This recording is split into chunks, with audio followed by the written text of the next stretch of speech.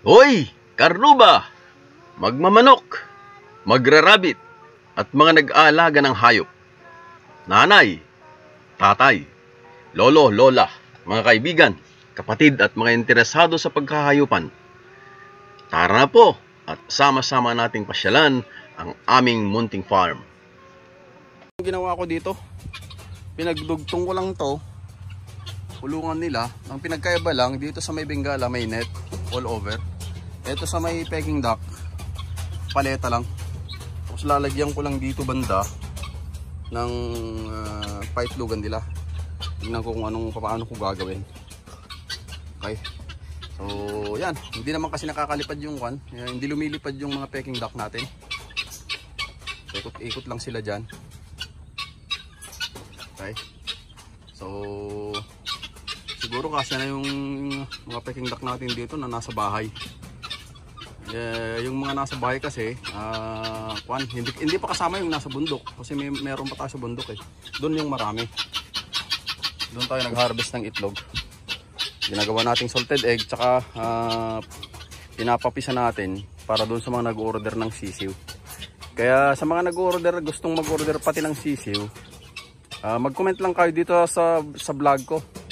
Kapag may mga nagko-comment dito kasi pag nag-comment kayo rito, medyo bibigyan ko kayo ng ayos-ayos na presyo. 'Di ba? May discount. So, comment lang kayo, panoorin nyo. Tapos titignan natin kasi balak ko pag naka 1,000 na tayo magpaparapol talaga ako. Okay? Titignan natin kung ano. Sige. Pero sigurado 'yun na livestock din. Titignan ko lang kung anong ang alin doon. Pero hindi isa. Halimbawa kung manok kuwan na lang, isang tandang tapos 4 na inahin. Mga ready to lay na, mga RTL na. Di ba? Okay. Ito, karuba. Malapit na natin matapos tong paglilipatan natin ng mga Peking duck natin. Sinimplahan ko na lang din. Basta may mapaglipatan lang tayo. Basta may hindi lang sila makakawala. Buti may mga paleta tayong nabili. Supposed to be ito gagamitin sa bahay ng kambing, kaso medyo na-delay. Nag-iba yung plano, so titignan natin. Although kakailanganin pa rin natin ng paleta in the future para dun sa talaga dun sa mga kambing. Kesa naman anayin to, ginamit ko na rin. So ito yung mga Bengala natin. Update sa kanila. Magpapakain tayo. Makikita nyo ngayon kung gaano sila kaingay. Maririnig nyo sila. Maaraw kaya. Pahinga muna tayo. Hindi naman ulan ng kalaban natin ngayon. Sobrang init. Nagmukhang mistisyo tuloy tayo.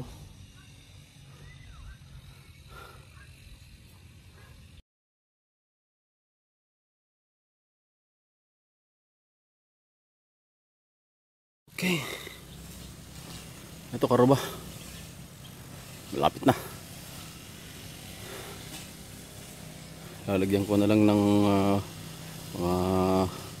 papakuan ko na lang dun sa gilid para dun sa patigas niya, dun sa parang poste niya. Yung kawayan. Yan. Lalagyan ko na lang yan. Tapos yung parang pintuan niya rito. Tapos dito sa kabila papako ko na lang din yan.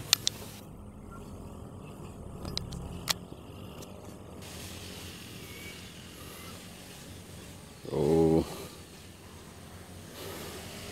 hopefully today matatapos na natin to. Okay, so bukas maglilipat na tayo ng mga Peking duck natin. Okay, antabayan nyo na lang kahit mga karuba kung kailan nating ililipat yung ating mga Peking duck. Nangingitlog na rin yung iba may nangitlog na kanina, so more or less sunod-sunod na yan. So pakonti-konti, and then after 2 weeks yan mag full na ng pangitlog yung mga yan. Okay, so bye bye muna karuba, mga kapitbahay, antay-antay lang. Ito karuba, habang nagpapahinga, lupitin natin itong kantabing natin doon sa side ng kulungan ng peking duck para di mabasa yung itlog nila.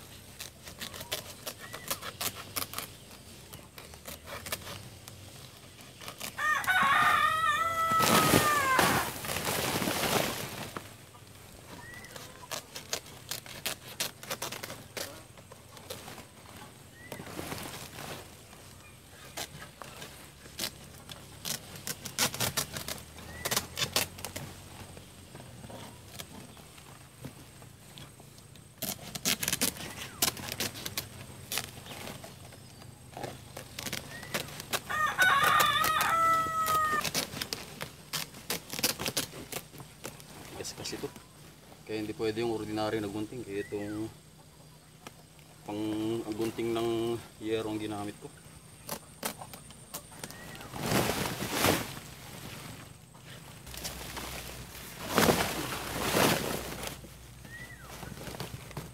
Ganito ang manalon, ba? Kailangan doon tayo sa kung saan tayo nakakatpid, dahil kung hindi, wala, hindi tayo makakabawi.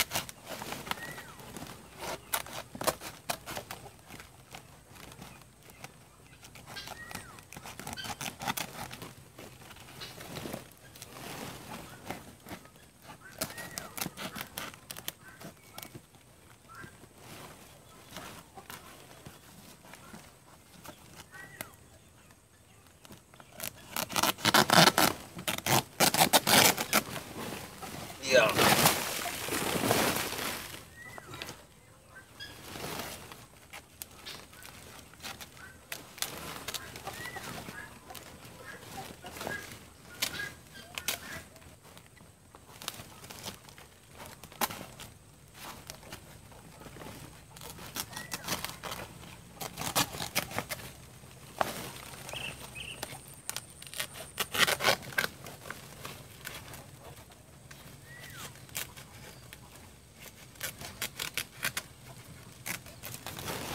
Ay. Os.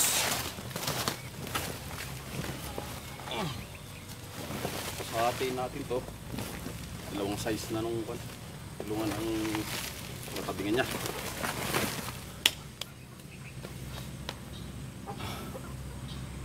Saka na muna. Pagod na yung katuwang lupa ko.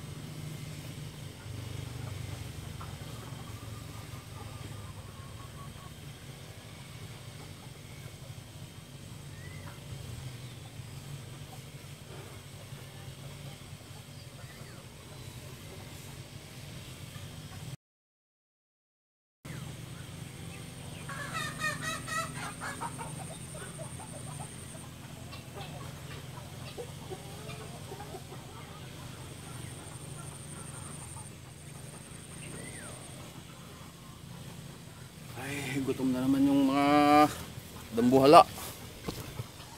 Kain na tayo.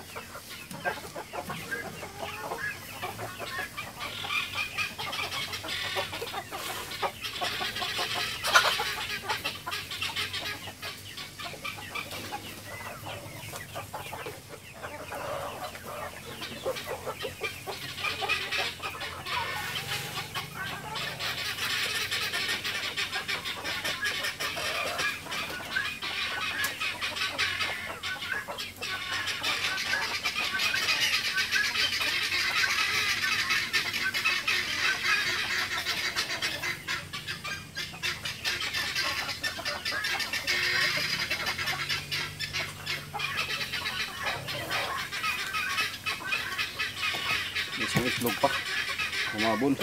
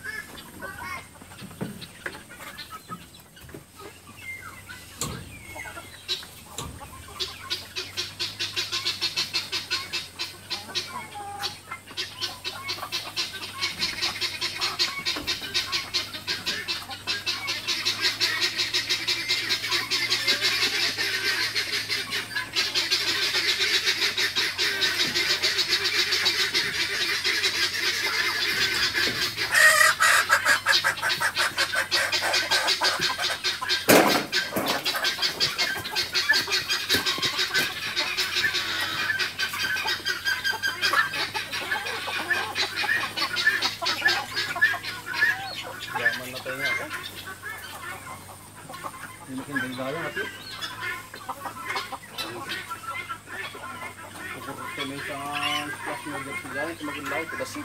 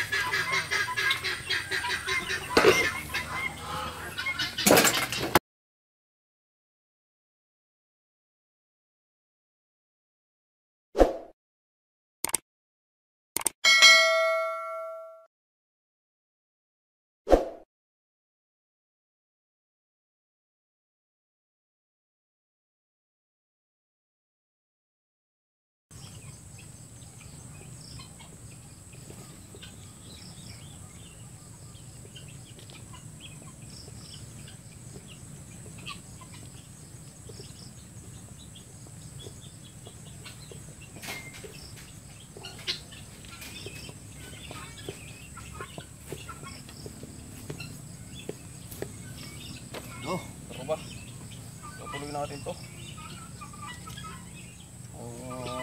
Parang pintuan niya.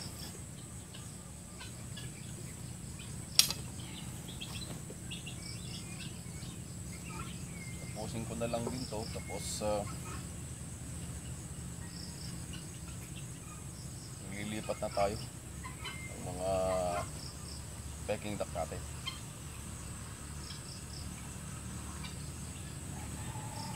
Ko, tapos lagyan ko ng paitlogan doon. Yung lugar para maitlog sila, para hindi basta-basta nababas yung itlog nila. Nukanyak agyang ay kasmanla ay ayang dagiti aramid jay katal-talunan ayawan dukot ken pagkariribugan tibagi bumigsa sumalun at pay may saak nga anak ni Manalon naigugurak trabaho tal-talon kwenta karbenyag metti tumulong no awan ti klase ken tiyempot bakasyon.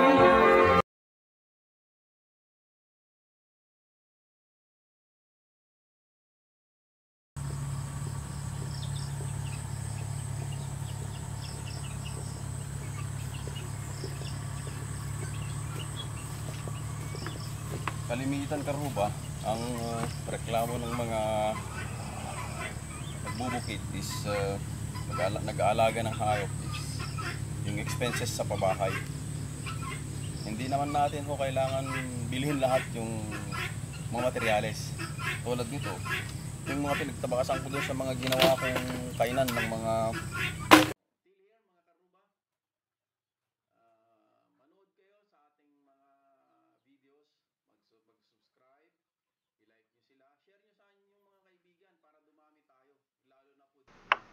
Watch out po sa part 2 ng ating video dahil medyo mahaba-haba to. Doon sa part 2, bibigyan ko na lang kayo ng heads up. Doon natin nililipat yung mga Peking duck. At patapos na rin to. Magandang araw mga karuba and keep on watching po. Okay? So much for that. Salute to all of you. And be safe, mag-ingat tayo lalo na sa panahon ngayon. Alagaan natin yung ating mga katawan, hindi para sa atin, pero para sa ating mga mahal sa buhay. Okay, sa ating pamilya, sa ating mga anak. Kasi kung magkakasakit tayo, hindi lang tayo magsasuffer, mas magsasuffer yung ating pamilya. Okay? So, good day. And see you in my next video.